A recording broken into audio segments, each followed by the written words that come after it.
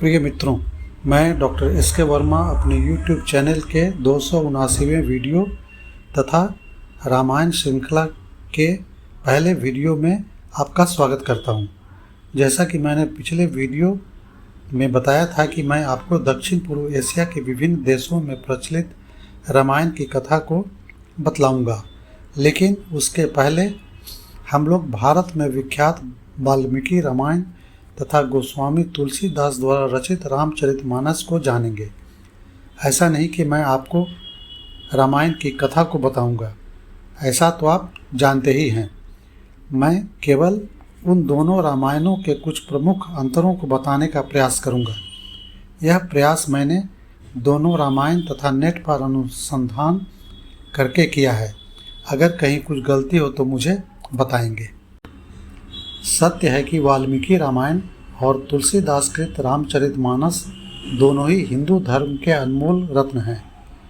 जहां महर्षि वाल्मीकि ने राम को एक मर्यादा पुरुषोत्तम अर्थात आदर्श मनुष्य के रूप में चित्रित किया है, वहीं गोस्वामी तुलसीदास जी ने उन्हें साक्षात ईश्वर पर ब्रह्म के रूप में प्रस्तुत किया है।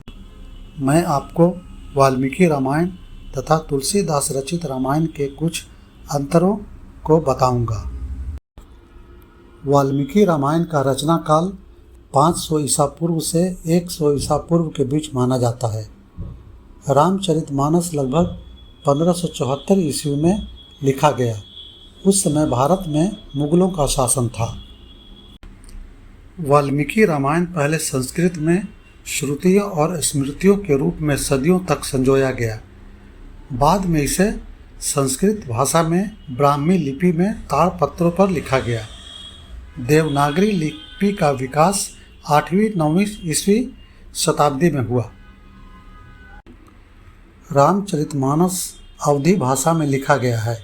इसकी शैली भक्तिपूर्ण है और यह जनमानस तक राम कथा को सरल भाषा में पहुंचाने के लिए रची गई थी।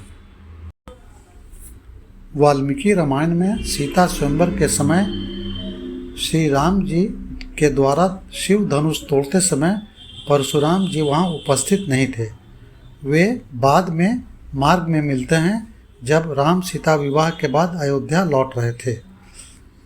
रामचरितमानस में परशुराम और लक्ष्मण का प्रसिद्ध संवाद स्वयंवर स्थल पर ही होता है। वाल्मीकि रामायण में कैकेयी का हृदय परिवर्तन उसकी अपनी असुरक्षा और मंथरा की कुटिल तर्क संगत बातों के कारण होता है। रामचरितमानस में देवी सरस्वती के हस्तक्षेप का वर्णन है। देवताओं के आग्रह पर सरस्वती माता मंथरा की मति फेर देती हैं ताकि राम का वनगमन और रावण वध संभव हो सके। वाल्मीकि रामायण में लक्ष्मण रेखा का कोई उल्लेख नहीं मिलता है।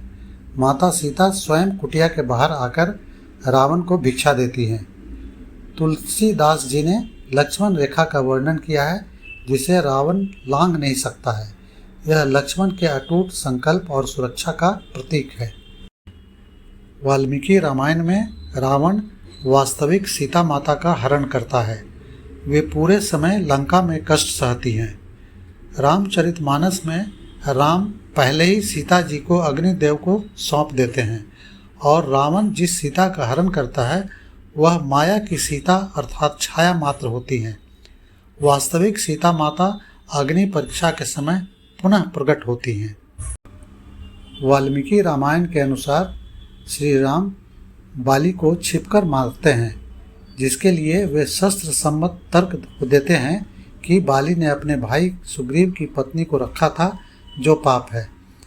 रामचरितमानस ने इसे प्रभु की लीला बताया है और बाली अंत में श्री राम को भगवान मानकर अपने पुत्र अंगद को उनके चरणों में सौंप देता है।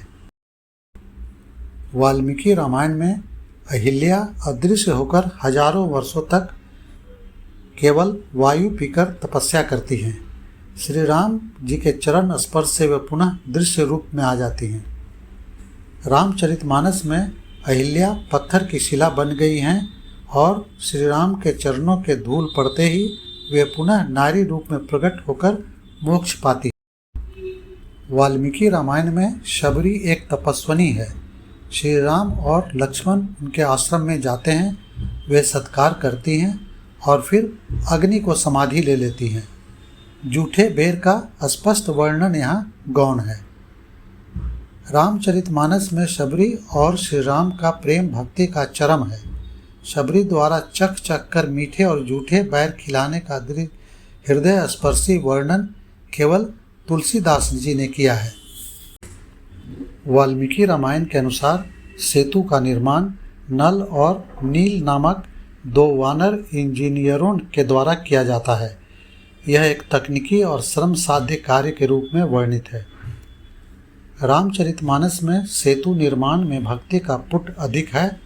पत्थरों पर राम नाम लिखने से उनके तैरने का प्रसंग तुलसीदास जी ने मुख्य रूप से उभारा है, जो श्री राम के नाम की महिमा का मुख्य रूप है। वाल्मीकि रामायण के अनुसार रावण एक अत्यंत विद्वान लेकिन कामुक और अहंकारी राजा के रूप में दिखाया गया है, जो अपने गलतियों के कारण मारा गया। रामचरितमानस के अनुसार रावण को यह ज्ञात है कि राम स्वयं भगवान हैं। वह मन ही मन राम के हाथों मृत्यु पाकर मोक्ष प्राप्ति की इच्छा रखता है।